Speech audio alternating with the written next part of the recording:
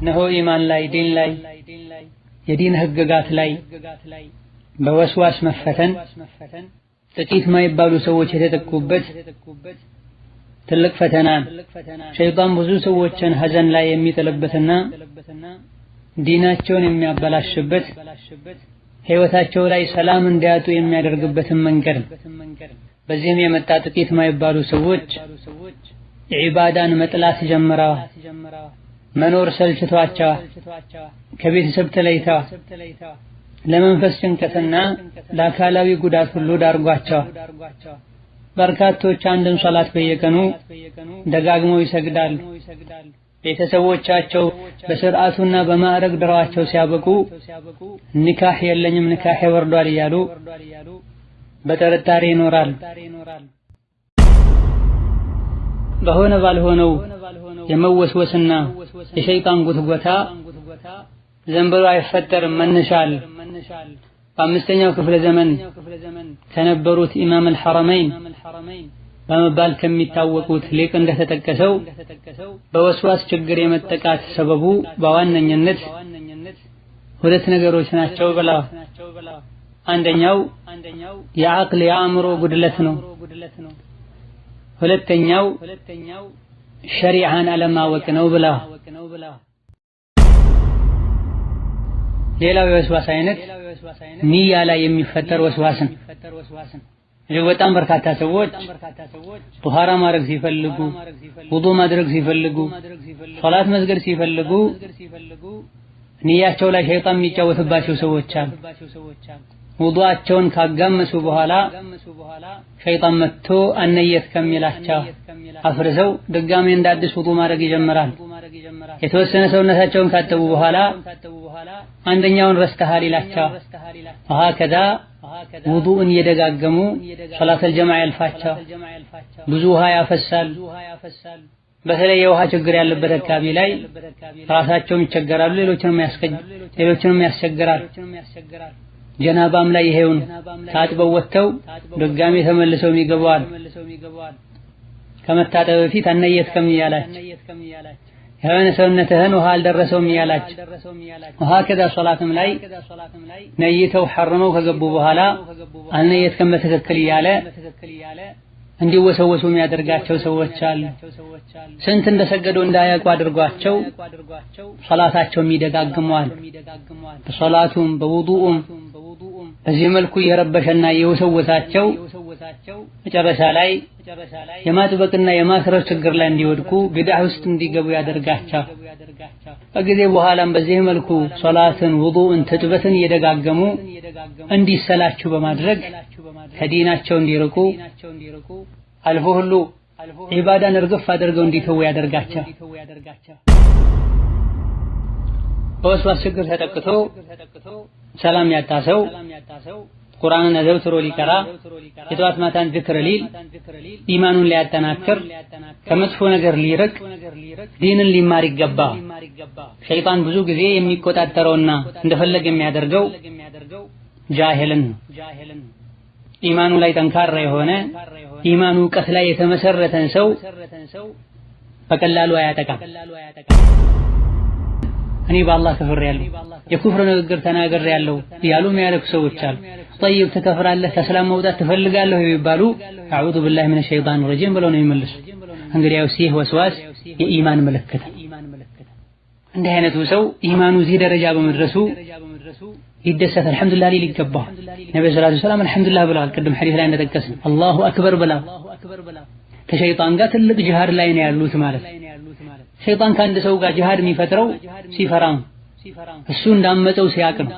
ደካማ የሆነ ሰው ልቡ ወና ባዶ የሆነ ሰው በዚህ መልኩ ሸይጣን አይፈታተነው በቁጥጥሩ ስር ስላደረገ። ስለዚህ ጦር ሜዳ ላይ ተኮኖ ከጠላት ፊት ለፊት ተኮኖ በሽንፈት አይለቀስ። ኃይልና ቁዋ መጨመር በአላህ መመካትና መጠንከር ነው የሚያስፈልግ። ከልክ በላይ ሲፈሩና ሲያለቅሱ ሲጨነቁ ሸይጣን የአሸናፊነት ስሜት ይሰማል። የፈሩት ኩፍር ላይ እንዲወድቁ ያደርጋል። ኢዘን ዋናውና ትልቁ መፍትሄ ሸሪዓን ማወቅ ነው፣ ዲንን ማወቅ ነው። ኢብኑ ሐጀር አልሀይተሚ ረሒመሁላህ ተዓላ የወስዋስ መድኃኒት ምንድነው ተብለው ተጠይቀው ለሁ ደዋኡን ናፊዕ ወሁወ ልኢዕራዱ ዐንሁ ጁምለተን ብላ ለወስዋስ ትልቅ መድኃኒት አለው። መድኃኒቱም ወስዋስን መተው ነው ብላ ምንም እንኳ ልብህ ላይ ወስዋስ ቢመላለስ አንተ ቦታ እስካልሰጠኸው ድረስ ከጊዜ በኋላ ይጠፋል፣ ቀስ በቀስ ይሄዳል። ይሄንም ሞክረውት የተሳካላቸው ሰዎች በግልጽ ተናግረዋል ብላ ሆን ብሎ ግን ለወስዋስ ቦታ የሰጠው ስራዬ ብሎ የያዘው ሰው ከጊዜ በኋላ ወደ እብደት ይሸጋገራል። ከዛም የከፋ ሁኔታ ላይ ይደርሳል።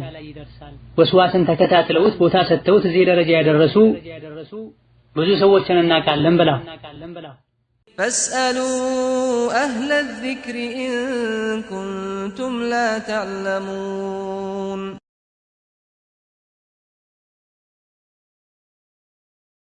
السلام عليكم ورحمة الله وبركاته ዛሬ በአላህ ፈቃድ የምንዳሰው እጅግ በጣም ብዙ ሰዎችን ያስቸገረና የፈተነ ስላለው የዊስዋስ የሸይጣን ጉትጎታና ኢማናቸው ላይ ዲናቸው ላይ የተለያዩ አህካሞችና ህግጋቶች ላይ ጥርጣሬ በመፍጠር ዲናቸው ላይ ትልቅ ፈተና ያደረሰባቸው ስላለው የዊስዋስ በርካታ ሰዎች ችግር መንስኤው የሚያስከትላቸው ችግሮችና መፍትሄዎቹ ይሆናል። እነሆ ያለንባት ምድር ዱንያ በፈተና የተሞላች ናት። ፈተናዎችም አይነታቸው ብዙ ነው። ዱንያ ላይ እስካሉ የሰው ልጆች ከጠላታቸው ሸይጣን ጋር በጂሃድና በትግል ነው የሚያሳልፉት።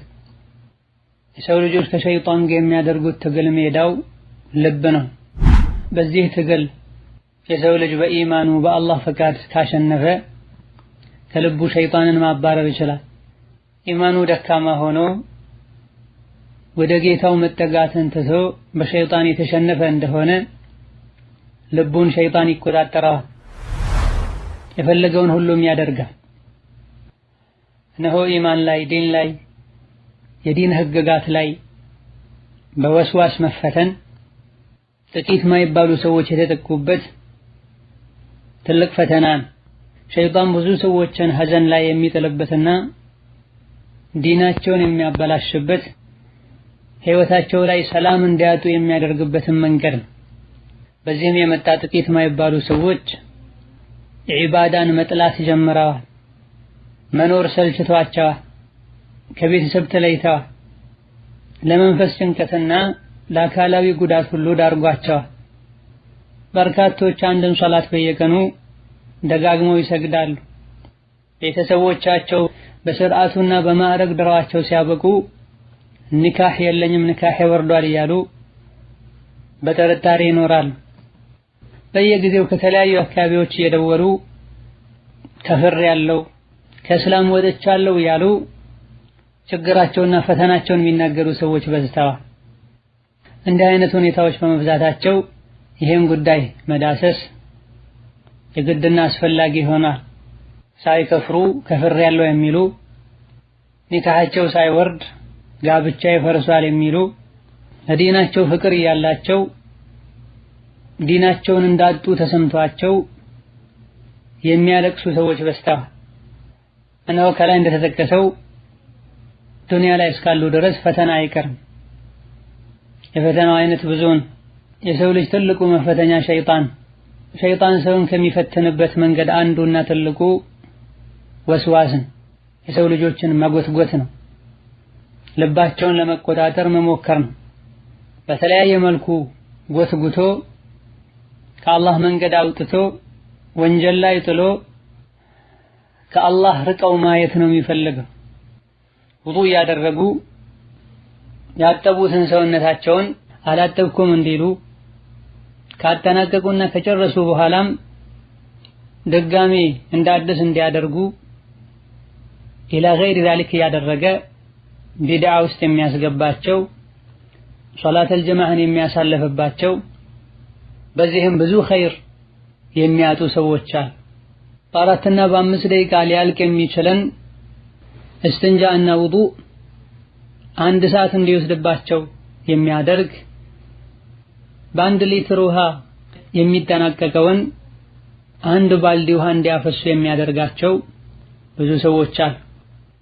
ሶላቱም ላይ ይሄው ነይተው ሶላት ውስጥ ገብተው ሳለ አልነየትከም ነበር ብለው ፋቲሃ ከጀመሩ በኋላ እንደገና ተክቢረተል ኢህራም እንዲያደርጉ እንዲሐርሙ ፋቲሃን ቀርተው ሳለ አልቀራህም የሚላቸው ሁለተኛ ሶስተኛው ረካ ላይ ያሉ ስንተኛው ረካ ላይ እንዳሉ ሁሉ እንዳያውቁ የሚያደርጋቸው በርካታ ሰዎች አሉ።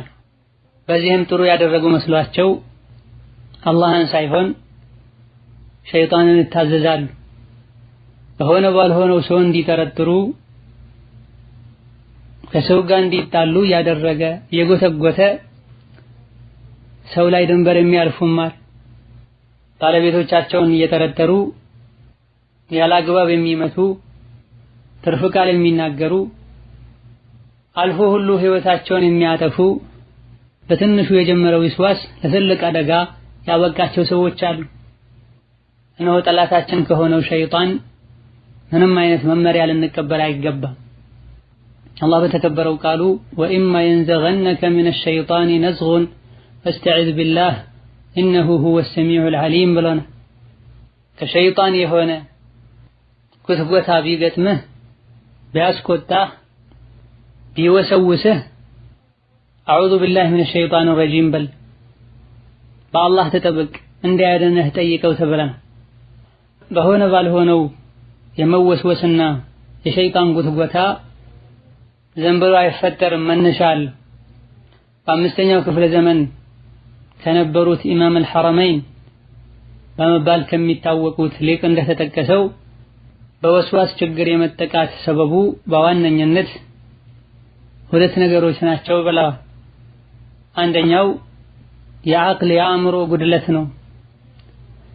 ሁለተኛው ሸሪዓን አለማወቅ ነው ብለዋል። የአእምሮ ችግር መሆኑን ከሚያሳዩ ነገሮች መሃል አንዱ እንዲህ አይነት የወስዋስ ችግር ያለባቸው ሰዎች ውዱእ ሲያደርጉ አንድን ሰውነታቸውን ወይም ጀናባ ሲያወርዱ 10 ጊዜ ታጥበው ሳለ ያልታጠቡ መስሎ የሚታያቸውና የሚጠራጠሩ ከሆነ አቅላቸው ጉድለት ባይኖርበት እዚህ ባልደረሱ ነበር፣ ሸይጣን እንዲህ ባልተጫወተባቸው ነበር ብላ ብዙ እንዲህ አይነት ምሳሌዎችን መጥቀስ ይቻላል። አልሰገድኩም ብለው 2-3 ሶላት የሚደጋግሙ ሰዎች አሉ። ከሰዎች ጋር መስጂድ ሄደው ሰግደው ከመምጣታቸው ጋር ለረጅም ሰዓት ሻወር ቤት ውስጥ ቆይተው ወጥተው ሳለ አልታጠብኩም ብለው ተመልሰው ገብተው የሚታጠቡዋል። ለዚህ የሚያበቃቸው አቅላቸው በሚገባ ስለማያስብ ይሄን ክፍተት አግኝቶ ነው ሸይጣን የተጫወተባቸው። ኢብኑል ቀይም እና ኢብኑል ጀውዚ ረሂመሁሙላህ ተዓላ ከአቡል ወፋ ኢብኑ ዓቂል አልሐንበሊ እንደጠቀሱት አንዱ ወደ ኢብኑ ዓቂል መጥቶ አንቱ ኢማም ሆይ እኔ ገላዬን ለመታጠብ 2-3 ጊዜ ውሃ ውስጥ ሙሉ በሙሉ ሰምጬ ወይም ተነክሬ እወጣለሁኝ። ይሄንም ከማድረጌ ጋር ጀናባ ያልወረደልኝ ይመስለኛል።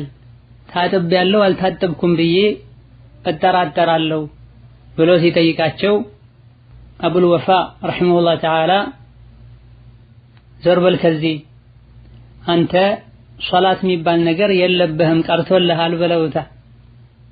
ይሄን ውሳኔያቸውንም በሐዲስ ሲያጠናክሩ فقد صح عن النبي صلى الله عليه وسلم أنه قال رفع القلم عن 3 ብለው ሐዲስ ጠቅሰዋል። ነብዩ 3 ሰዎች የሚያደርጉት ነገር አይጻፍባቸውም ብለዋል። እነሱም የተኛ እስኪነቃ፣ ሕፃን ለአካለ መጠን እስኪደርስ፣ እብድ እስኪድን ድረስ ብለዋል። አንተ ጋር ያለው ችግር የእብደት ችግር ነው ብለውታል። ጀናባ ትጥበት ላይ መላ ሰውነትን ውሃ ካስነኩ ጀናባው ወርዷል። 2-3 ውሃ ውስጥ ሙሉ በሙሉ ሰምጬ ተነክሬ እወጣለሁኝ ከመሆኑም ጋር ጀናባዬ ወርዷል አልወረደም ብዬ እጠራጠራለሁ ነበር ያላቸው። የሼኹ መልሳቸው አንተ ጤነኛ አይደለህም፣ ውዱእም ሶላትም የለብህም ጤናን እስክታገኝ ድረስ ብለውታል። በእርግጥ ይሄ ማጋነን ወይ ሙባለጋ ያለበት ንግግር ነው። እዚህ ደረጃ ልደርስ አይገባም፣ አቅል ያለው ሰው ይሄን አያደርግም ማለታቸው። ሁለተኛው የወስዋስ ምክንያት እንደ ጁወይኒ ሸሪዓን አለማወቅን። ብዙ የወስዋስ ችግር ያለባቸው ሰዎች ዲንን የሚመለከቱ ህግጋትን አያውቁም። አቂዳቸውን የሙስሊምን እምነት በትክክል አይረዱም። አንድ ሰው መች ከእስላም እንደሚወጣ ያከፍራሉ የሚባሉ ንግግርና ድርጊቶች ምንና ምን መስፈርት ከተሟላ ሊያከፍሩ እንደሚችሉ የኩፍርን ድርጊት ቢፈጽምም ሸርጡ ካልተሟላ እንደማይከፍር አለማወቃቸው የሶላትና የጧሃራ ህግጋትን አለመረዳታቸው እያንዳንዱ ሙስሊም እንደ ሙስሊምነቱ ሊያቃቸው የሚገቡ ዋጅብ የሆኑ የዲን ህግጋትን አለመማራቸው ትልቁ ወስዋስና ጉድቦታ ላይ ጥርጣሬ ላይ እንዲወድቁ አንድ ትልቅ ሰበብ ነው። እንዲህ አይነት በሮችን ለመዝጋት የተቀመጡ ግልጽ የዲን እስላም ህግጋቶች አሉ። በመሰረቱ ሁሉም ነገር ጧሃራ ነው። ነጃሳነቱ እስካልተረጋገጠ ድረስ አንድን ዒባዳ ሰርተው ካጠናቀቁ በኋላ የሚፈጠር ጥርጣሬ ቦታ አይሰጠውም። እየሰገዱ ሳለ ጥርጣሬ ቢፈጠር ሶስተኛ ነው ወይስ ሁለተኛ ረክዓ ቢባል ሁለተኛ ረክዓ ተብሎ የተቀሩ ረካዎችን መጨረስ ይቻላል። ሙስሊምነቱ በእርግጠኝነት የታወቀ ሰው በጥርጣሬ አይከፍርም። ኢላ ገይሪ ዛሊክ የሚሉ እስላም በግልጽ ያስቀመጣቸው መርሆዎች አሉ። እነዚህን ያላወቀ ሰው በተደጋጋሚ የወስዋስ ችግር ላይ ይወድቃል። ዲኑን ጠንቅቆ ያወቀ ሰው እማ ችግሩ በጭራሽ አይገጥመውም ወይም ለወስዋስና ለጉትጎታ የሚገጥሙ የሚያበቁ ነገሮች እንኳን ቢገጥሙት ከነሱ መዳንና ማምለጥ ይችላል። እነዚህ ምክንያቶች እንዳሉ ሆኖ ማጥበቅና ድንበር ማለፍ ማክረር ወስዋስ ላይ የመውደቅ አንዱ ሰበብ ነው። ነብዩ ሰለላሁ ዐለይሂ ወሰለም ሀለከል ሙተነጢዑን ብላ አጥባቂዎች አክራሪዎች ጠፉ ብላ በሆነ ባልሆነው ማጥበቅና መጨናነቅ መጨረሻ ላይ የወስዋስ ችግርን ያስከተላል። እንደዚሁ በማያገባን ነገር መግባትና የሁሉን ነገር በር መክፈት ሁሉንም ንግግር መስማት ከዙሪያችን ላሉ ነገሮች ሁሉ የልባችንን በር መክፈት ከሁሉም አይነት ሰው ጋር መገናኘት መጨረሻ ላይ የወስዋስ ችግር ላይ እንዲወድቁ ሰበብ ሊሆን ይችላል። ከአንድ ሙስሊም የእስልምና ማማር መገለጫ አንዱ ማይመለከተውን ነገር ቸላ ማለት ነው። አማ ሁሉን ካነበቡ ሁሉን ካደመጡ ለሁሉም ነገር ልብ ከሰጡ መጨረሻ ላይ ልብ ሰላሙን ሊያጣ ይችላል። ሰውነታችንን ከብርድ ከተለያዩ በሽታዎች እንደምንጠብቀው ቀልባችንን ኢማኑን ሊያሳጡት ሊረብሹት ከሚችሉ ነገሮች መጠበቅ አለብን። በሽታ ውስጥ ግራ የሚያጋቡና በሽታ ውስጥ የሚከቱ ነገሮችን ከማየት ከመስማት ልንጠነቀቅ ቀልባችንን ነቅተን ልንጠብቅ ይገባናል። እነዚህ ዋና ዋና የሚባሉ የወስዋስ ሰበቦች ናቸው። ሌሎችም ሰበብና ምክንያቶች ይኖራሉ። የወስዋስ አይነቱ ብዙ ነው። ከሰዎች ውስጥ ሁሉም አይነት ወስዋስ የሚደራረብበት ነሰላህ ሰላም ወልዓፊያ በአንድ ወይም በሁለት የሚጠቃ የተወሰኑት የሚኖሩበት ወይም አንድና ሁለት የሚያጠቃው ሰው ሊኖር ይችላል። ዋናውና ትልቁ የወስዋስ አይነት ኢማንና አቂዳ ላይ የሚፈጠረው ወስዋስ ነው። አላህን ራሱን በተመለከተ ስምና ባህሪዎቹን በተመለከተ ዝም ብለው የሚያስቡ ሰዎች አሉ። ይሄን በማድረጋቸውም በየጊዜው ማይገቡ ነገሮች ውስጣቸው ላይ ይፈጠራሉ።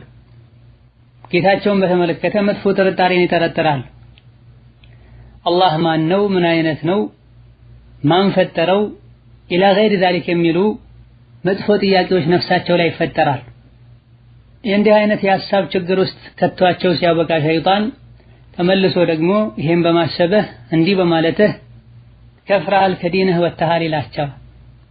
በዚህ የመጣም አዝነው ተክዘው ያለቀሱ የሚብሉ ሌሊቱን በሙሉ ሳይተኙ ፍራሻቸው ላይ ሲገለባበጡ የሚያድሩ በዚህም ራሳቸውና ህይወታቸውን የሚጠሉ ብዙ ሰዎች አሉ።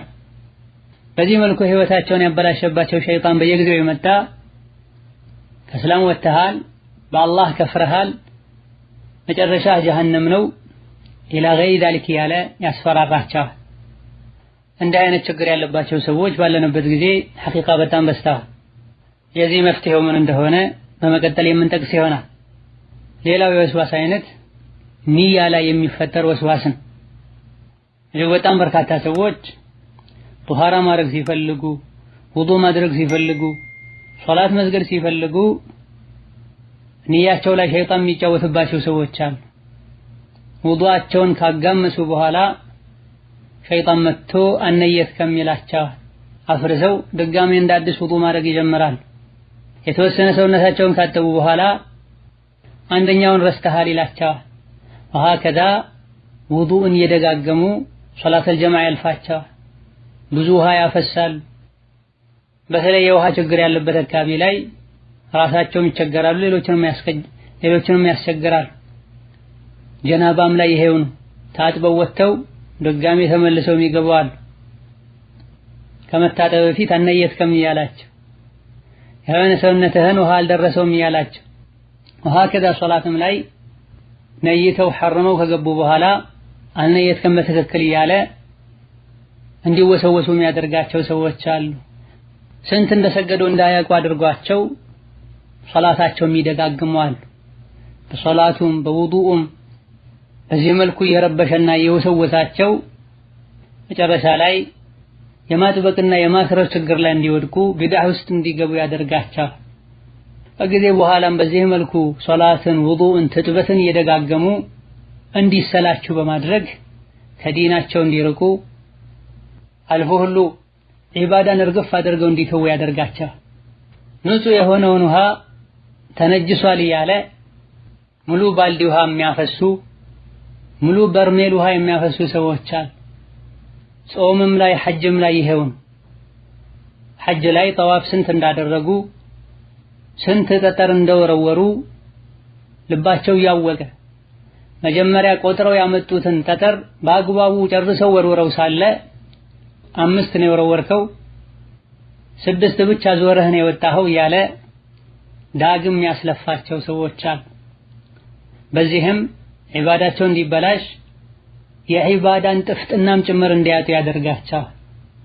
የወስዋስን በር ከፍቶ ትቶ ከሸይጣን ኋላ የመሄድ አንዱ ትልቁ መዘዝ ትልቅ ከሚባሉ መዘዞች መሃል አንዱ የዒባዳን ጣዕም ማጣት፣ በዒባዳ የመጣ ነፍስየን መድከም። ወሀከዛ ከወስዋስ አይነቶች ሌላው ሙዓመላ ላይ ከሰዎች ጋር ባለን ግንኙነትና መሸጥ መለወጥ ላይ ግብይት ላይ የሚፈጠር የወስዋስ አይነት አለ። ሸጠው ወይም ገዝተው በሙሉ ልባቸው ሰላም ሆነ ወደ ቤታቸው መመለስ የማይችሉ ሰዎች አሉ። ከቤት ሲወጡ የያዙት 500 ብር ከመሆኑ ጋር 1000 ነበር የያዝኩት 500 ጠፋኝ የሚሉ ሰዎች አሉ። ሁሌ ከቦርሳዬ ላይ ብር ይጠፋኛል እያሉ በግልጽ የሚናገሩ ሰዎች አሉ። ለገዙት ዕቃ ሂሳብ ከፍለው ሳለ አልከፈልከም ብላቸው ድጋሚ 2 3 የሚከፍሉ ሰዎች አሉ። ጭራሽ ሁሉ ወስወሳቸው ከልክ አልፎ ዕቃውንም ገንዘቡንም አልፈለግም ብለው ጥለው መሄዱም አይጠፉም። ከዛ ከወስዋስ አይነቶች ሁሉም ነገር ነፍስን የሚወሰውስ የወስዋስ አይነት አለ። በየጊዜው ራሳቸው የሚጠራጠሩ ያላሉትን ብያለሁ የሚሉ ያላደረጉትን አድርጌያለሁ የሚሉ ሸይጣን የተጫወተባቸው ሰዎች አሉ።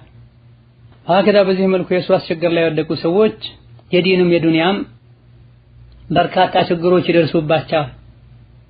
ከዲን አንፃር ወስዋስ የሚያደርሰው ችግር እንዲህ አይነት ችግር ላይ የወደቀ ሰው ከጊዜ በኋላ ዒባዳን እየጠላ እየሰለቸ ይሄዳል። ብሎም ሙሉ በሙሉ ሊተው ይችላል። ሶላት መስገድን፣ ቁርአን መቅራትን ከጊዜ በኋላ ሊያቆም ይችላል። በዚህ መልኩ ዒባዳዎችን በመተው ሸይጣን እየመጣ ሶላትን መተውህ፣ ቁርአንን መተውህ ሶላትን ቁርአንን የመጥላትህ ምልክት ነው። ሶላትና ቁርአንን መተው ኩፍር ነው ያለ ሌላ የጭንቀት በር ይለቅባቸዋል። በትንሹ የጀመረው የወስዋስ ችግር መጨረሻ ላይ እዚህ ደረጃ ይደርሳል። እንደዚሁ ዱንያዊ ችግሮችም አሉት። ገላቸውን ለመታጠብ በተደጋጋሚ ወደ ሻወር ቤት በመግባት ውዱእ አድርገው ሳለ ድጋሜ ለማድረግ ወደ ውዱእ ማድረጊያ ቦታ በመሄድ ጊዜያቸው ይቃጠላል፣ ውሃን ያባክናሉ።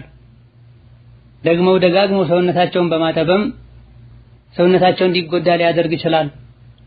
ሽንታቸውን ሸንተው እንደቆመላቸው እስትንጃ አድርገው መውጣት እየቻሉ ሽንት ያላለቀም እያሉ ለረጅም ሰዓት ያማጡ ቆይተው ለኩላሊትና ለመሰል ችግሮች እንዲዳረጉ ሰበብም ጭምር ይሆናል። በዚህም ጤናቸውን ይጎዳሉ። ወሀከዛ የውስዋስ ችግር ትምህርት እንዳይማሩ ዕልም እንዳይቀሩ ነግደው እንዳያተርፉ ያደረጋቸው ሰዎች ስራ ትተው ስራቸው ሸይጣን የሚያመጣውን ወስዋስ ማብሰልሰል ብቻ ይሆናል ማለት ነው። ከዚህም አልፎ በዚህ መልኩ የራሳቸውን ዲንና ዱንያ ከመጉዳት አልፎ ሌሎችንም ጭምር ሊጎዱ ይችላሉ። ለወስዋስ እጅ የሰጡ ሰዎች እነሱን እያዩ በእነሱ ያሾፉና እየሳቁ አልፎ ሁሉ ስማቸውን በመጥፎ እያነሱ እያሟቸው ብዙዎቹ ወንጀል ላይ እንዲወድቁ ሰበብ ይሆናል። ማን ነው ዋጅቡና ሊሆን የሚገባው?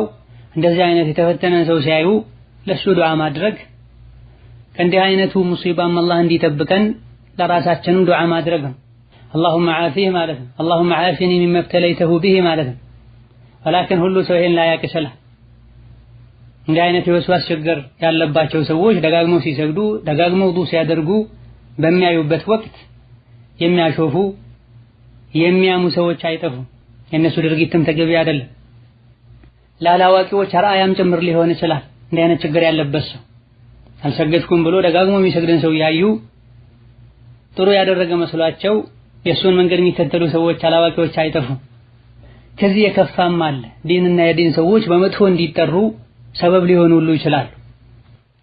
እንዲህ አይነት ችግር የተጠቃን አንድን ሰው በማየቱ ምክንያት በየቤቱ የዞረ ልጆቻችሁን ቁርአን ሐዲስ አታስተምሩ፣ ወደ ዲን እንዲጠጉ አታድርጉ፣ የገሌ ልጅ ኢማን እያለ ዲን እያለ መጨረሻ ላይ እንደምታዩት ሆኗል። እሱን ለዚህ ያበቃው እሷን ለዚህ ያበቃት ዲኑ መስሏቸው ሰውን ከዲን የሚያርቁ ሰዎች ሊኖሩ ይችላል። እነሆ ይህ የወስዋስን ምንነትና መንስኤውን ጉዳቱን ያየንበት ክፍል በተወሰነ መልኩ ሰፋ ያደረግነው ይሄን ትልቅ አደጋ ሰዎች አውቀው ይሸሹት ዘንድ ያልተጠቁበት ከሩቁ ይጠነቀቁት ዘንድ የተጠቁበትም ተቻላቸው ያክል ቀጥለን የምንጠቅሳቸው መፍትሄዎችን መድኃኒቶችን በመጠቀም ካሉበት ለመውጣት ጥረት ያደርጉ ዘንድ ነው። የአንድን ነገር አደገኝነቱን ካወቁ ሰዎች በሚችሉት ሁሉ ይሸሹታል፣ ይርቁታል። እነሆ የዚህ ችግር መፍትሄው ወስዋስ አቂዳና እምነት ላይ የሚሆን አላህን በተመለከተ ስምና ባህሪውን በተመለከተ ተገቢ ያልሆኑ ልብ ላይ የሚመላለሱ ጥያቄዎችና ከፍር ያሉ አልከፈርኩም እያሉ የሚሰቃዩ ሰዎችንም ችግር ለመፍታት ይሆን አህካምና አጠቃላይ የህይወት ጉዳይ ላይ ሶላት ላይ ጧሃራ ላይ ጠላቅ ወይም ፍቺ የኒካህ መውረድ አለመውረድ ላይ የወስዋስ ችግር ያለባቸው ሰዎች የችግሩ መፍትሄ በተቀሉ ሸሪዓን ማወቅ። እነሆ ሙስሊም ነፍስያውና ሸይጣን ውስጡ ላይ በፈጠሩት ሐሳብ አላህ ዘንድ አይቀጣም። ይህን ውስጡ ላይ የተፈጠረውን ሐሳብ ፈልጎት አምኖበት እስካልተናገረው ወይም በተግባር እስካላዋለው ድረስ ይህ በእንዲህ አይነት ችግር የተጠቁ ሰዎች ለብ ብለው ሊሰሙት ሊረዱት ሊሰሩበትና መድኃኒቴ ይህ ነው ሊሉት የሚገባ ጉዳይ ነው። ሙስሊም ልቡ ውስጥ በሚፈጠር ሐሳብ ብቻ አላህ ዘንድ አይጠየቅም። ይህ ውስጡ ላይ ነፍስያውም ይሁን ሸይጣን የፈጠሩትን ሐሳብ በንግግር እስካልገለጸው ወይም በተግባር እስካላዋለው ድረስ ምንም ይሁን ምን አልዓላማ ኢብኑ ዑሰይሚን ረሒመሁላህ ተዓላ መንዙመት አልቀዋዒድ ወልኡሱል ላይ ثم حديث النفس معفو فلا حكم له ما لم يؤثر عملا ያል ነፍሳችን ውስጥ የሚፈጠሩ ሐሳቦች ከራሳችን ጋር ውስጣችን የሚያነጋገረን ንግግሮች معفون በዲኑ ይቅር የተባሉ ናቸው። فلا حكم له حكم የለውም ውስጥ ላይ የሚፈጠርን ሐሳብ ብቻ መሰረት አድርጎ ከፍረሃል፣ ከእስላም ወጥተሃል፣ ሶላት ተበላሽቷል፣ እንዲህ ሆኗል አይባልም። ማለም يؤثر عملا ተግባር ላይ እስካልዋለ ድረስ በተጨባጭ እስካልታየ በመላስ እስካልተገለጸ ድረስ فلا وهكذا فقهاዎች رحمهم الله وحفظ الأحياء منهم ሸክና ጥርጣሬ ሁለት ቦታ ላይ አይጎዳም ብላ አንደኛ ስራን ካጠናቀቁ በኋላ የሚፈጠር ጥርጣሬ ሲሆን ሁለተኛው በየጊዜው የሚፈጠር የሚደጋገም ጥርጣሬ ወስዋስ ደረጃ የደረሰ ጥርጣሬ አንድ ሰው ሰላቱን ጨርሶ ካሰላመተ በኋላ 3 ነው 4 የሰገድኩት ቢል ይህ ጥርጣሬ ቦታ አይሰጠውም። ጨርሰሃል ተነስተህ ሂድ ሱናህን ስገድ። አንድ ሰው ውዱእን አጠናቅቆ ግራ እግሩን አጥቦ ከጨረሰ በኋላ ቀኝ እጄን አጥቤያለሁ አላጠብኩም፣ ፀጉሬን አብሻለሁ አላበስኩም ብሎ ቢጠራጠር ቦታ የለውም። 7 ጊዜ ጠዋፍ ጨርሶ ወደ ሶፋና መርዋ የሄደ ሳለ ከካዕባ ዙሪያ 5 ነው 6 ወይስ 7 የዞርኩት ብሎ ቢጠራጠር አጠናቀ ጨርሰ ከቦታው ከወጣ በኋላ ከሆነ ያስተው እንዲህ አይነት ሐሳብ የተፈጠረው ተው ቦታ አይሰጠውም። ወሃሉም መጀራ ይህ ብቻም አይደለም። ሁለተኛው ዒባዳው ላይ ስራው ላይ እንኳን ቢሆኑ በየጊዜው የማመንታት የመወስወስ የመጠራጠር ችግር ያለበት ሰው ቦታ አይሰጠውም። ابن عثيمين رحمه الله تعالى እዛው መንظوማቸው ላይ والشك بعد الفعل لا يؤثر وهكذا إذ الشكوك تكثر بلا شك ከበዛ ጥርጣሬ ከበዛ ቦታ አይሰጠውም፣ ዒባዳን ያበላሽም በላ። በዛ አልበዛ የሚባለው አንዱ ሰላት ላይ 2-3 የሚጠራጠር ከሆነ ወይም በቀን ውስጥ ከሚሰግዳቸው ሰላቶች 2-3 ላይ የሚጠራጠር ከሆነ ይህ የወስዋስ ችግር አለበት ይባላል። እንዲህ አይነት ችግር ያለበት ሰው የሚሰማውን ውስዋስና ማመንታት ቦታ ሊሰጠው አይገባም። ፈጅር የሰገደ ፋቲሃ ቀርቻለሁ አልቀረም ብሎ ከተጠራጠረ፣ ዙህርም ላይ የሆነ ረካ ላይ ቀርቻለሁ አልቀረም ብሎ ከተጠራጠረ እንዲህ አይነቱ ሰው የወስዋስ ችግር አለበት። ለእንዲህ አይነቱ የውስጥ ስሜት ቦታ ሊሰጠው ይገባል። ቀርቻለሁ ብሎ ሊሄድ ይገባል። ፈዳዕ ሊኩሊ ወስዋሲን ይጂ ቢሂ ሉከዕ በላ ወራዳ የሆነው ሸይጣን የሚያመጣውን ወስዋስ ቦታ አትስተው በላ ረሕመቱላሂ ዐለይህ። ኢዘን ዲናችን ላይ ውስጣችን ላይ በሚፈጠር ስሜት ሐሳብ ብቻ አላህ ዘንድ ማንቀጣም፣ ዒባዳዎች ላይ የምናደርጋቸው ድርጊቶችም ላይ የሚፈጥረው ተጽዕኖ የለም እስካልተናገርነው ተግባር ላይ እስካላዋልነው ድረስ። ከመሆኑም ጋር ዲኑ እንዲህ አይነት ወስዋሶችን እንዲህ አይነት ስሜቶችን እንድንታገላቸው እንድናስወግዳቸው አዞናል። ደጋግመን እንዳናስበውና እንዳንከታተለውም አስጠንቅቆናል። ሶላት የሰገደን ሳለ አራተኛ ነው 3ኛ ረካ ብለን ከተጠራጠረን እዛው ቆመን ያሰበን መዋል ሳይሆን 3ኛ ነው ብለን አራተኛውን እንቀጥላለን። አንድ ነው 2 ካለን አንደኛ ነው ብለን ሁለተኛውን እንቀጥላለን። በዚህ በሩ ይዘጋል ማለት። ይህ ላይ አዑዙ ቢላሂ ሚነሸይጧኒር ረጂም ማለት ከጀመርንበት አላህን ጠብቀኝ ካልነው ከጊዜ በኋላ ችግሩ ይጠፋል። ከጥሩ ሰዎች ጋር እንድንውል ከመጥፎ ሰዎች እንድንሸሽ የነፍስ ጉትጎታን እንዳንከታተል ሸሪዓ አስቀድሞ መክሮናል። ዒባዳ ነክ የሆኑ ጉዳዮች ላይ ጥንቃቄ በሚል ሽፋን እንዲህ አይነት በር ከፍተው አልዘጋ ብሏቸው የሚቸገሩ ሰዎች አሉ። ጥሩ ያደርጉ መስሏቸው ከጌታቸው ጋር ያላቸውን ግንኙነት የሚያበላሹ የአእምሮ ወይም የመንፈስ ችግር ኖሮባቸው ማይፈልጉትን ነገር የሚያስቡ ማይፈልጉትን ነገር የሚናገሩ ሰዎች አሉ። በዚህ መልኩ ያለ ፍላጎቱ ያልሆነ ነገር የሚናገር ሰው አላህ ተባረከ ወተዓላ በዛ አይጠይቀውም አይቀጣውም። ወላኪን ዲን ነው ኢማን ነው ዒባዳ ነው ያሉ እንዲህ አይነት ነገር በር የሚከፍቱ ሰዎች ጥንቃቄ ሊያደርጉ ለኻቲማቸው ሊሰጉ ይገባል። በወስዋስ ችግር ተጠቅቶ ሰላም ያጣ ሰው ቁርአንን አዘውትሮ ሊቀራ የጠዋት ማታን ዝክር ሊል ኢማኑን ሊያጠናክር ከመጥፎ ነገር ሊርቅ ዲንን ሊማር ይገባል። ሸይጣን ብዙ ጊዜ የሚቆጣጠረውና እንደፈለገ የሚያደርገው ጃሂልን ነው። ኢማኑ ላይ ጠንካራ የሆነ ኢማኑ እውቀት ላይ የተመሰረተን ሰው በቀላሉ አያጠቃም። እዚህም ነው ያለ እውቀት ዒባዳ የሚያደርጉ 100 ሰዎች ከሚሞቱ አንድ ዓለም ቢሞት ሸይጣን ይደሰታል። ዓለምን እውቀት ያለውን ሰው ስለሚፈራ እንደሚያሸንፈው ስለሚያውቅ ሌሎችም እሱን የሚያሸንፉበትን መንገድ ስለሚያሳውቃቸው ብዙ አላዋቂዎች ላይ አላህን በተመለከተ አኺራን በተመለከተ ሸሪዓን በተመለከተ ሙስሊም በውስጡ በራሱ ማይወዳቸው ነገሮችን ነፍሱ ላይ እንዲፈጠር ያደረገ ኢማናቸውን የሚፈታተንበት ሁኔታ ከላይ እንደተጠቀሰው የአላህን ባህሪያትና ሽፋዎችን ያነሳ እንዲመራመር የሚያደርገው መጨረሻ ላይም ይሄን ማን ፈጠረው አላህንስ ማን ፈጠረው ያለ የሚጠይቃቸው በአላህ ከፍረሃል ያለ የሚወሰውሳቸው ሰዎች አሉ። ይሄን ወዶ የተቀበለ ሰው ነዓም ከፍሯል ሊባል ይችላል። ወላኪን ይሄን ስሜት የሚጠላ ለምን ብሎ ራሱን የሚወቅስ ሰው አልፎ ሁሉ መፍትሄ የፈለገ የሚያለቅስ ሰው በጭራሽ እሱ ጋር ኩፍር የለም።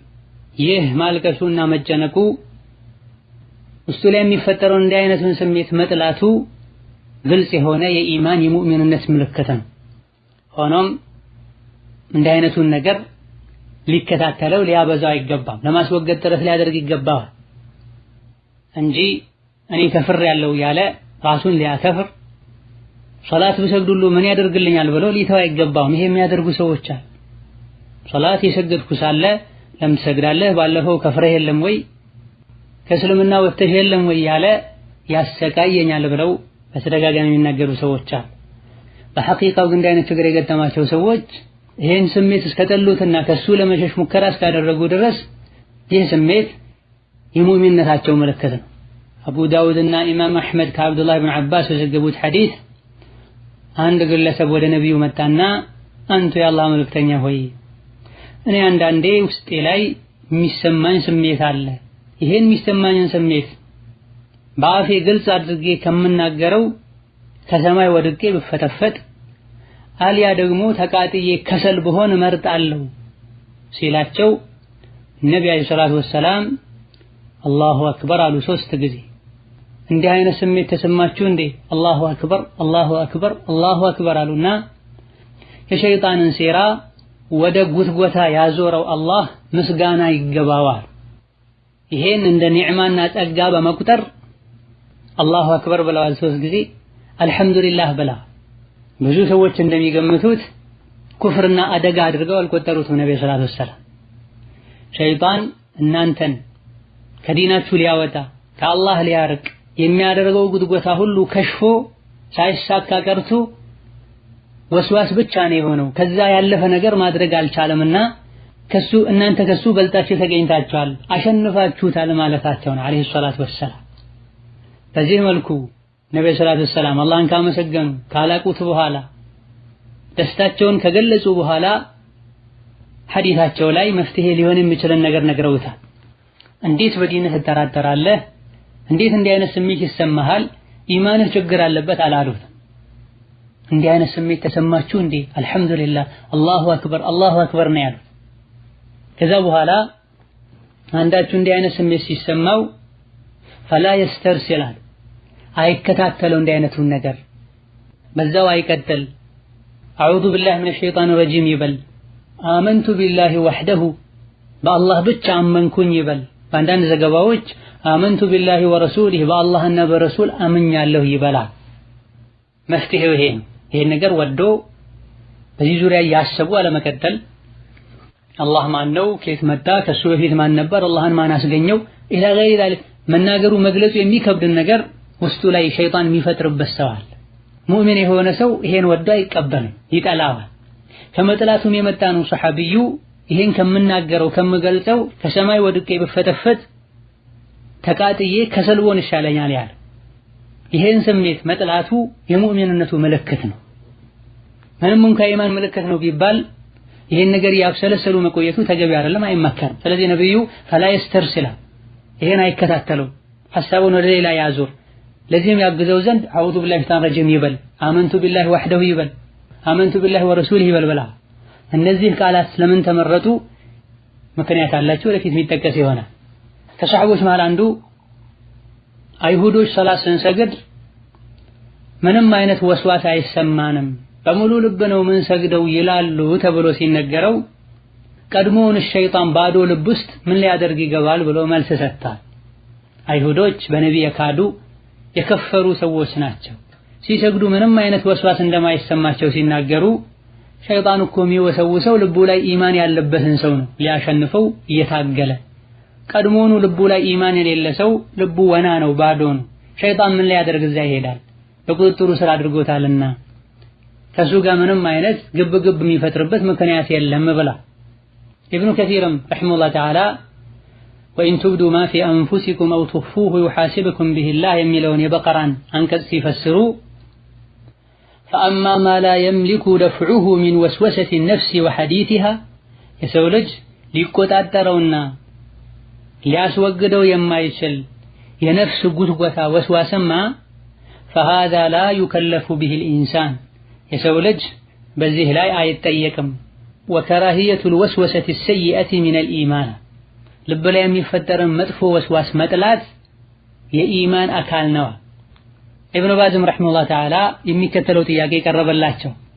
አንዳንድ የሰው ልጆች ልብ ውስጥ የተለያዩ ወስዋሶችና ስሜቶች ይፈጠራሉ። በተለይ ደግሞ የተውሂድና የኢማን ጉዳይ ላይ እንዲህ አይነት ስሜት ሙስሊም ልብ ላይ መፈጠሩ አላህ ዘንድ ያስጠይቀዋል እንዴ ተብለው ሲጠየቁ ሼኹ ረሂመሁላህ ተዓላ ቡኻሪና ሙስሊም ውስጥ ሌሎችም የሱና መዛግብት ውስጥ እንደሰፈረው ነብዩ አለይሂ ሰላቱ ወሰላም ኡመቶቼ ልባቸው ውስጥ የሚፈጠርን ንግግር ወይም ስሜት አላህ ይቅር ብሏቸዋል እስካልተገበሩት ወይም እስካልተናገሩት ድረስ ተብሏል።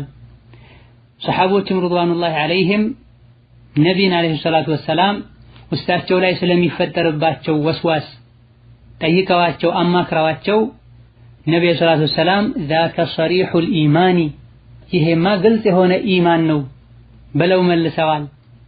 እንደዚሁ ደግሞ የሰው ልጆች ይሄን ማንፈጠረው መጨረሻ ላይም አላህን ማንፈጠረው ያሉ እንዲጠያየቁ ሊያደርጋቸው የሚችል ስሜት ውስጣቸው ላይ ይፈጠራል። እንዲህ አይነት ችግር የገጠመው ሰው አመንቱ ቢላሂ ወረሱሊሂ አዑዙ ቢላሂ ሚነሽ ሸይጣን ረጂም ይበል ተብሏል ብለው መልሰዋል ረሂመሁላህ ተዓላ። እንዲህ አይነት ስሜቶች አላህ ዘንድ አያስጠይቁም። እንዲህ አይነቱ ስሜት ሙስሊም ዘንድ መፈጠሩ ራሱ የኢማን መገለጫና የኢማን ምልክት ነው። ነገር ግን ይሄን ስሜት ሊወደው በዛው ሊቀጥል አይገባም። እያደገ ሲሄድ ወደ ሌላ ሊቀየር ስለሚችል እየጠሉት ይሄ ነገር መፈጠሩ ግን የኢማን መገለጫ ነው። ኢብኑ ዑተይሚን ረሂመሁላህ ተዓላ المؤمن خالص الإيمان هو الذي يأتيه الشيطان بمثل هذه الوساوس ليلبس عليه بلا ጥርት ያለ ኢማን ያለው ሰው ነው እንዲህ አይነት ወስዋስ ልብ ውስጥ የሚፈጠረው በላ እዘን ወስዋስ ኢማን ነው ያለን ነው። ነገር ግን ሁሉም አይነት ወስዋስ አይደለም ኢማን የሚሆነው። የኢማን የሆነው ወስዋስ ከሌላኛው ወስዋስ የሚለየው በምንድነው ያለን እንደሆነ ወስዋስ ውስጣቸው ላይ ተፈጥሮባቸው ፈርተው ተጨንቀው የሚያለቅሱ ሰዎችን የውስጥህ ላይ የሚሰማህን ስሜት ታምንበታለህ ወይ አድርገው ብትባል ታደርገዋለህ ወይ ተብሎ ቢጠየቅ ኧረ በጭራሽ ብሎ የሚክድና አላደርግም የሚል ሰው ወስዋሱ የኢማን ወስዋስ ነው ማለት። መተለን እኔ በአላህ ከፍሬያለሁ የኩፍር ንግግር ተናግሬያለሁ እያሉ የሚያለቅሱ ሰዎች አሉ። ጠይብ ትከፍራለህ ከእስላም መውጣት ትፈልጋለህ የሚባሉ አዑዙ ቢላሂ ሚነሽ ሸይጣን ረጂም ብለው ነው የሚመልሱት። እንግዲያውስ ይህ ወስዋስ የኢማን ምልክት ነው። እንዲህ አይነቱ ሰው ኢማኑ እዚህ ደረጃ በመድረሱ ይደሰት አልሐምዱሊላህ ሊል ይገባዋል። ነብዩ ሰለላሁ ዐለይሂ ወሰለም አልሐምዱሊላህ ብለዋል። ቅድም ሐዲስ ላይ እንደጠቀስነው አላሁ አክበር ብለዋል። ከሸይጣን ጋር ትልቅ ጂሃድ ላይ ነው ያሉት ማለት። ሸይጣን ከአንድ ሰው ጋር ጂሃድ የሚፈጥረው ሲፈራም እሱ እንዳመፀው ሲያቅ ነው። ደካማ የሆነ ሰው ልቡ ወና ባዶ የሆነ ሰው በዚህ መልኩ ሸይጣን አይፈታተነው በቁጥጥሩ ስር ስላደረገው። ስለዚህ ጦር ሜዳ ላይ ተኮኖ ከጠላት ፊት ለፊት ተኮኖ በሽንፈት አይለቀስም። ኃይልና ቁዋ መጨመር በአላህ መመካትና መጠንከር ነው የሚያስፈልገው። ከልክ በላይ ሲፈሩና ሲያለቅሱ ሲጨነቁ ሸይጣን የአሸናፊነት ስሜት ይሰማዋል። የፈሩት ኩፍር ላይ እንዲወድቁ ያደርጋል። እዘን ዋናውና ትልቁ መፍትሄ ሸሪዓን ማወቅ ነው፣ ዲንን ማወቅ ነው። ከዲን አንፃር ከሸሪዓ አንፃር ከላይ እንደጠቀስነው ጧሃራ ላይ፣ ሶላት ላይ፣ ትጥበት ላይ እርግጠኛ የሆኑበትን ነገር ለጥርጣሬ ተብሎ ማፍረስ አይቻልም። አርገው ከጨረሱ በኋላ ለሚፈጠር ጥርጣሬ ቦታ አይሰጠውም። ጥርጣሬው ከበዛም ቦታ አይሰጠውም።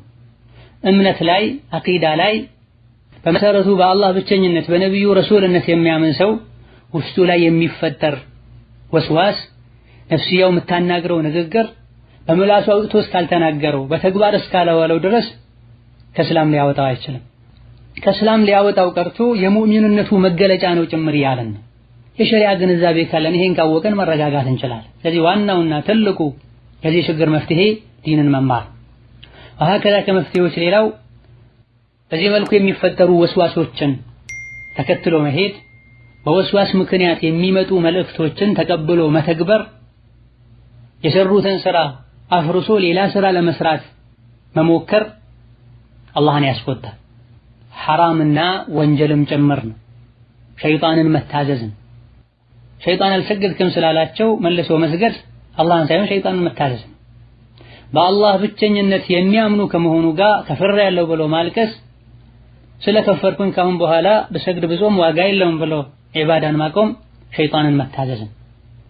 ከዛ በየትኛውም መልኩ ወስዋስና ጉትጎታ ልብ ላይ ቢፈጠርም ይሄን ስሜት ተቀብለው አምነውበት ወደ ስራ እስካለወጡ ድረስ ወስዋሱ ብቻ ምንም አይነት ጉዳት አያስከትልም። ቀስ ያሉ ከተዉት እየተለመደ ይመጣል፣ ይጠፋል። ሁሌ ግን ካሰቡትና ከተጨነቁ ከተከታተሉት ስር እየሰደደ ይሄዳል፣ ሰላም ይነሳል። እዘን በየትኛውም መልኩ ነፍስያ ስለ ኩፍር ብታስብ ከፍርሃል እያለች ብታናግረህ ሸይጣን ቢወሰወሰህ ለእንዲህ አይነቱ ስሜት ቦታ አትስጠው።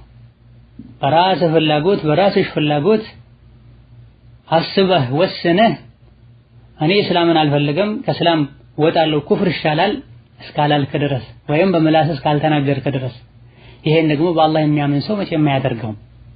ትከፍራለህ መክፈር ትፈልጋለህ ወይ ሲባሉ አዑዙ ቢላሂ ሚነሽ ሸይጣኒር ረጂም እያየሁ ወደ እሳት እንዴት ሄዳለሁ የሚሉ ሰዎች ውስጣቸው ላይ ሸይጣን በፈጠረው ውስወሳና ጉትጎታ ከፍሬያለሁ ብለው ማልቀስ ዲንን አለማወቅ ነው፣ በሸይጣን ቁጥጥር ስር መውደቅ ነው። ከዛ ፍቺንም በተመለከተ ባሌ ፈቶኛል ከሱ ጋር መኖረው በዝሙት ነው ያሉ የሚያለቅሱ ሴቶች አሉ። ወንዱም እንደዚሁ የሆነ ነገር የመጣ ፈተሃል ይለኛል፣ በተደጋጋሚ እንደዚህ ፈተሃል ስላለኝ ሲጨንቀኝ خلاص ምስቴን ፈትቻለሁ ብያ እንዴ ተናግሬያለሁ ንካሄ ይወርዳል ወይ ብለው የሚጠይቁ ሰዎች አሉ። መቶ ጊዜ ስለ ፍቺ ብታስብ ነፍስያ ፍታ ብትልህ ብትነይት እንኳ ፈትቻለሁ የሚለውን ቃል ምንነቱን አውቀህ በራስህ ፍላጎት እስካልተናገርከው ድረስ ኒካሁ አይወርድ። ሴቷም እንደዚሁ ወስዋስ ሸይጣን ተጫውቶባት ኒካህ ወርዷል፣ በመክፈርሽ ኒካህ ስለወረደ ደግሞ ለባልሽ ሐላል አትሆኚም፣ ያለ ኒካህ ነው ከባልሽ ጋር ምትኖሪ ያለ ሸይጣን ያስጨንቃል። ከላይ እንደጠቀስነው በዚህ መልኩ የሚፈጠር የኩፍር ሐሳብና ስሜት አምነውበት ፈልገው እስካላረጉት አያከፍርም ብለናል። ስለዚህ በስርዓቱ በእርግጠኝነት ቤተሰቦችሽ እስከዳሩሽ ድረስ በሸክና በጥርጣሬ ኒካህ ወርዷል ልትይ ሰላም ልታጫ ይገባል። ይልቁንስ እንዲህ አይነቱን የሸይጣን ጉትጎታ ተከትለሽ ሄደሽ ባልሽ ነይ ያለሽ አይብለሽ በመራቅሽ አላህ እንዳይቆጣብሽ ልትጠነቀቂ ይገባል። ዑለሞች የወስዋስ ችግር ያለበት ሰው የፍቺን ቃል እንኳን ቢናገር ፍቺው እንደማይጸድቅ የተናገሩበት ሁኔታ አለ። ኢብኑ ዑሰይሚን ረሂመሁላህ ተዓላ المبتلى بالوسواس لا يقع طلاقه حتى لو تلفظ به بلسانه إذا لم يكن عن قصد بلا የወስዋስ ችግር ያለበት ሰው ፈትቻለሁ የሚለውን ቃል ቢናገረው እንኳን ኒካሁ አይወርድም ፍቺን አስቦ ወስኖ እስካልተናገረው ድረስ። ምክንያቱም የፍቺውን ቃል አምኖበት ሳይሆን ተወስሶ ነው የተናገረው። ወስዋስ አእምሮውን ሸፍኖት ነው የተናገረው። መመለስ ስላልቻለ መተው ስላልቻለ ነው የተናገረው። ነብይ ደግሞ ሰለላሁ ዐለይሂ ላ ጠላቀ ፊ ኢኽላቅ ብለዋል። አቅሉ ጨልሞበትና ታውሮ ተሸፍኖ ፈትቻለሁ የሚል ሰው ፍቺ የለውም ብለዋል። በሙሉ ፍላጎቱ ተረጋግቶ ሐስቦ ሲፈታ ብቻ ነው ፍቺ የሚሆነው ብላ إنه ليس له سلطان على الذين آمنوا وعلى ربهم يتوكلون ተብሏልና በአላህ መመካት ሸይጣን በዚህ መልኩ የሚሰጣቸው መመሪያዎችን ወደ ጎን ጥሎ የሰላም ህይወትን መምራት ነው።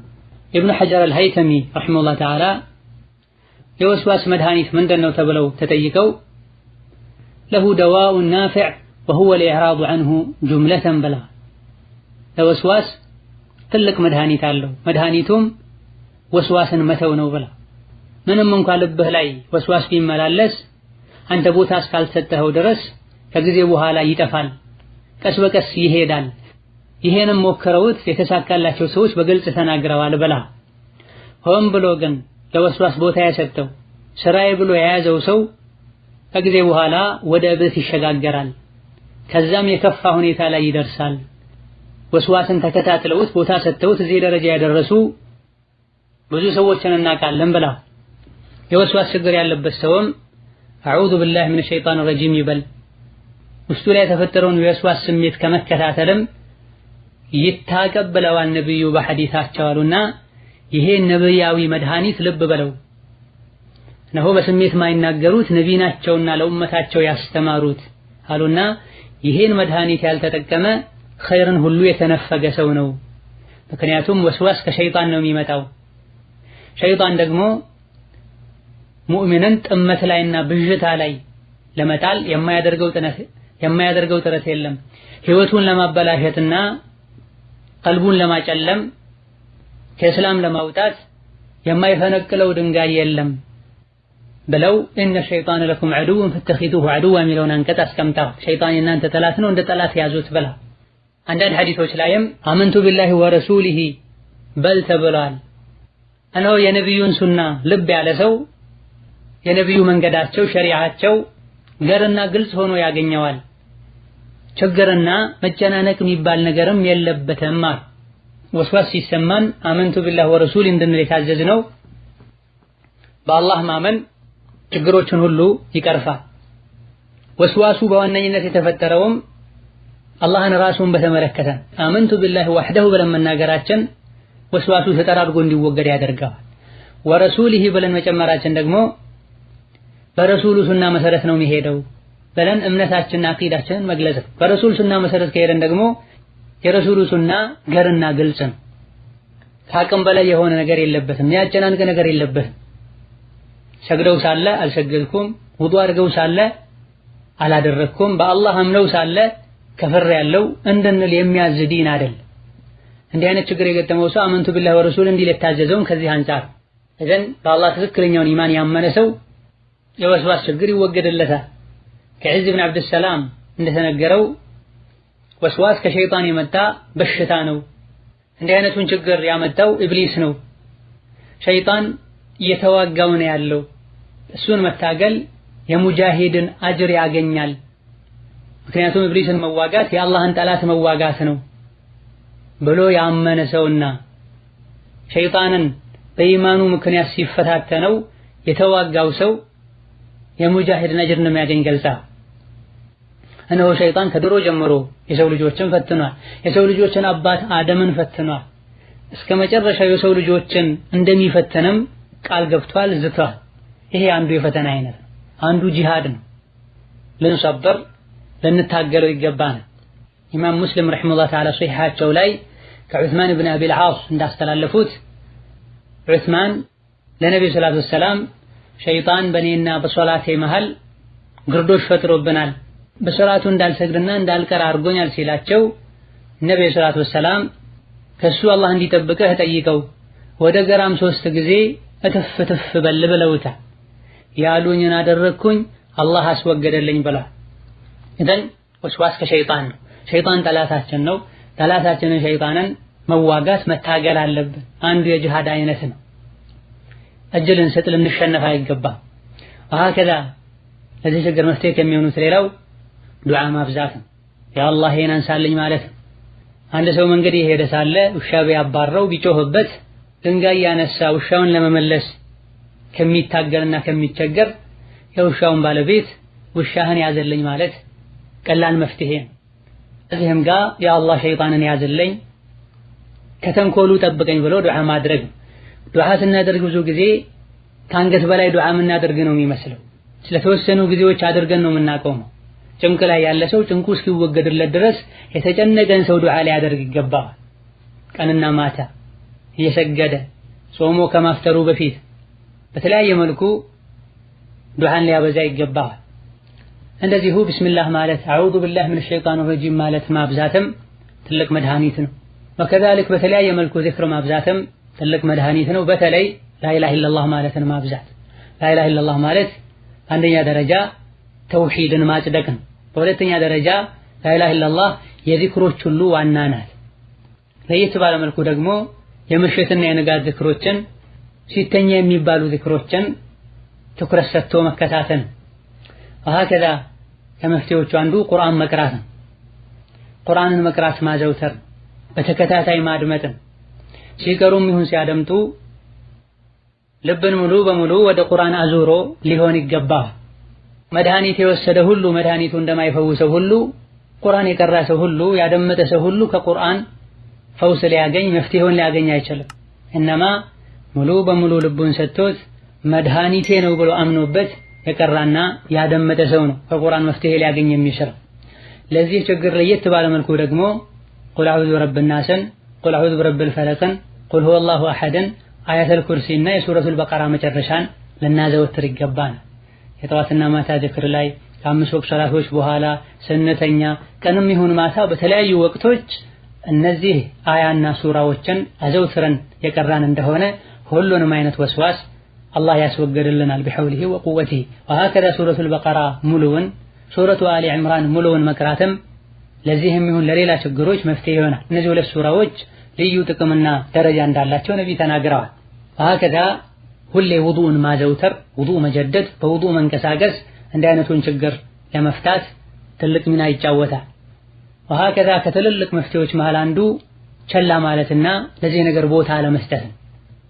ቦታ ከሰጡትና ካካበሉት ከተከታተሉት ይህ ችግር ስር እየሰደደ ይሄዳል። መጨረሻ ከእስላም ሁሉ ሊያወጣ ይችላል። ቸላ ካሉትና ከናቁት በሂደት ቀስ ያለ ይጠፋል። ወሀከዛ ማያገባንና ማይመለከተንን ነገር መተው፣ ዲን ላይ አለማጥበቅ፣ በአላህ ተባረከ ወተዓላ መመካት ትልልቅ መፍትሄዎች ናቸው።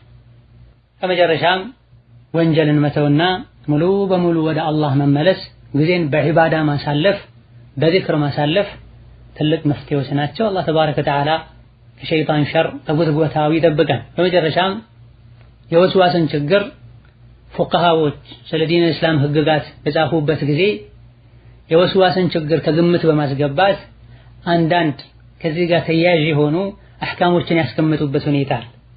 ምክንያቱም ይሄ ችግር ባለንበት ዘመን ብቻ የተፈጠረ አይደለም። ቀደም ሲል እንደጠቀስነው ሐዲስ ላይ ሱሐቦች እንኳን ከነቢዩ ጋር ያሉ ዋህይ የወረደ በነበረበት ወቅት ላይ ያሉ የመጀመሪያ የእስላም ልጆች ወደ ነብዩ መጥተው እንዲህ አይነት ችግር እንደገጠማቸው ተናግረዋል። በታቢዒዎች ዘመንም እንዲህ ነገር ተከስቷል። በታቢዒን ዘመንም እንዲህ ነገር ተከስቷል። ኢማሙ ማሊክ ረሂመሁላህ ተዓላ ስለ ሼኻቸው ረቢዓ ሲናገሩ በዘመናቸው ትልቁ ኢማም የነበሩት ሁለት ነገሮች ላይ ከማንም በላይ ፈጣን ነበሩ ረቢዓ። እነዚህ ሁለት ነገሮችም ኢስቲብራ ማድረግ፣ ሽንት ሸንቶ ፈጥኖ እስትንጃ ማድረግና ውዱእ ማድረግ ላይ ከማንም በላይ ፈጣን ነበሩ። እንደው ሼኼን ጠንቅቄ ስለማቅና በኢማኑ ስለምተማመን እንጂ ከሚፈጥኑት ፍጥነት አንፃር ሌላ ሰው ቢሆን ውዱእም እስትንጃም አላደረገም ብዬ እገምት ነበር በላ።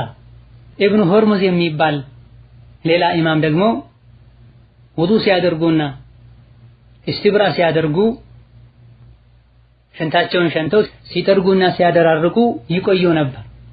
ይህን ችግራቸውን ስለሚያውቁ ኢብኑ ሁርሙዝ ራሳቸው እኔ የተፈተንኩ ሰው ነኝ፣ በዚህ ድርጊቴ እኔን አርአያ አታርጉ ይሉ ነበር። የኢማም ማሊክ ሼኽ ኢማም ረቢዐቱ ራእይ ረሂመሁላህ ተዓላ ከሸኑ በኋላ ሽንት የሸኑ ረጅም ጊዜ ሽንት ያልቆመም እያሉ የተጠራጠሩ መቆየት፣ ውዱእ ሲያደርጉ በደንብ አላጠብኩም እያሉ ውዱእ ላይ ረጅም ጊዜ መውሰድ አንድ ሸይጣን የሚገባበት በር መሆኑን በማወቃቸው ኢስቲብራና እስትንጃ ውዱእን ፈጥነው ነበር የሚያደርጉት። በጣም ከመፍጠናቸው የመጣ ኢማም ማሊክ በኢማኑ በዲኑ በዕልሙ የሚታወቀው ረቢዓ ባይሆን ይሄን የሚያደርገው ሌላ ሰው ቢሆን ውዱእም ይሁን እስትንጃ አላደረገም ነበር እስከ ማለት ደርሳ። አልመቅሱድ ተጋር ቀደምቶች ዘንድ ሱሐባ፣ ታቢዒ፣ ታቢዒን ዘንድ ያለ ችግር ከዛም በኋላ እስካለንበት ጊዜ ፉቃሃዎች ዘንድ ማህበረሰቡ ዘንድ የሚታወቅ ከመሆኑ አንፃር ፍቅህ ላይ በዚህ ዙሪያ ብዙ ተብሏል።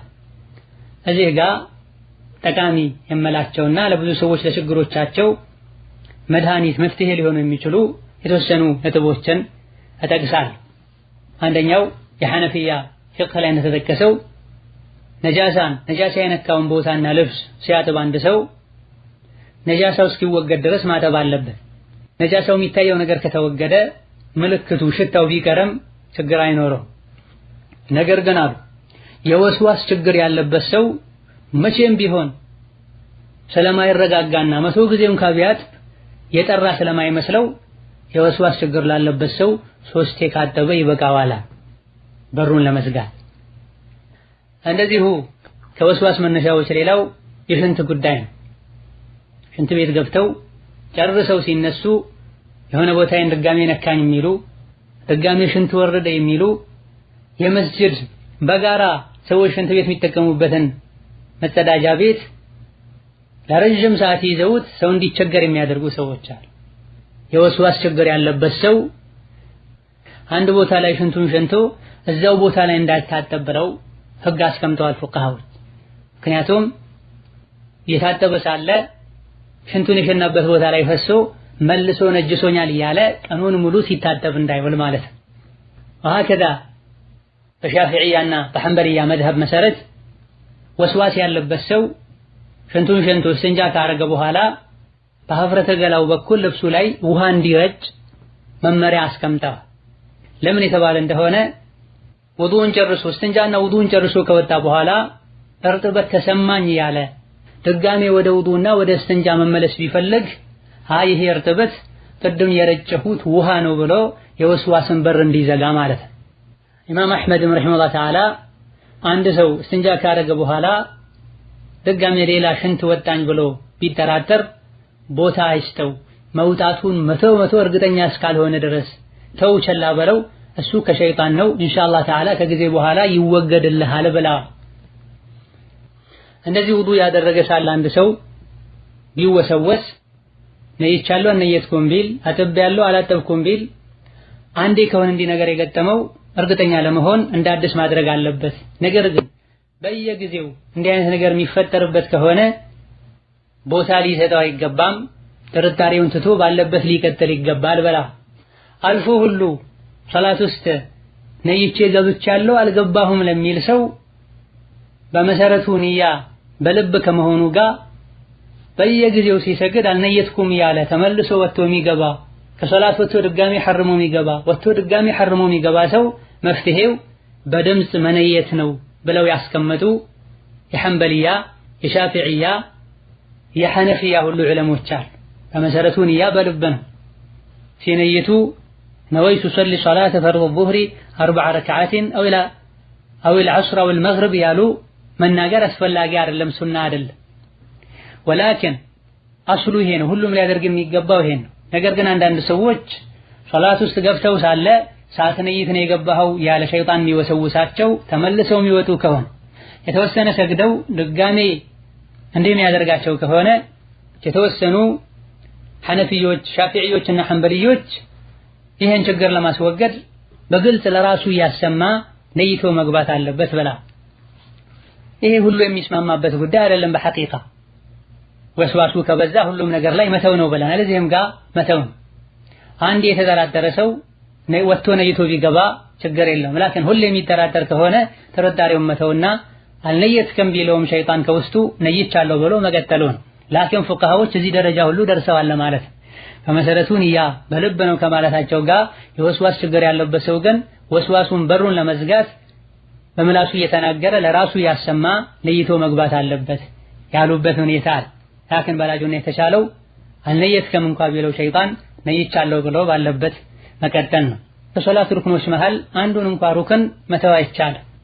ሩክን ትቻለሁ አልተውኩም ብሎ የተጠራጠረ ሰው ለምሳሌ ፋቲሃን አልያ ሩኩዕን አልያ ሱጁድን አግዱ ያለው ብሎ የተጠራጠረ ሰው መልሶ ሊያደርገው ይገባል እርግጠኛ እስካልሆነ ድረስ። ወላኪን በየቀኑ አንድና ሁለት ከዛም በላይ ሶላት ላይ እንዲህ አይነት ጥርጣሬ የሚፈጠርበት ከሆነ ወስዋስ አለበትና የወስዋስ ችግር ላለበት ሰው እንዲህ አይነት ሩክን ትቻለሁ አልተውኩም የሚል ጥርጣሬ እንኳን ውስጡ ላይ ቢፈጠር አልተውኩም ብሎ ሊቀጥር ይገባዋል። ለእንዲህ አይነቱ ስሜትም ቦታ ሊሰጠው አይገባም። ሶላቱም ትክክል ነው ብላ ረሕመቱላሂ ዐለይሂም وهكذا طلاقንም በተመለከተ ቀደም ሲል ለተጠቀሰው ኢብኑ ዓቢዲን ከሐነፊዮች ኢብኑ አልቀይም ከሐንበሊዮች የወስዋስ ችግር ያለበት ሰው ቢፈታም ፍቺው አይጸድቅም ፈልጎ እስካላደረገው ድረስ በላ።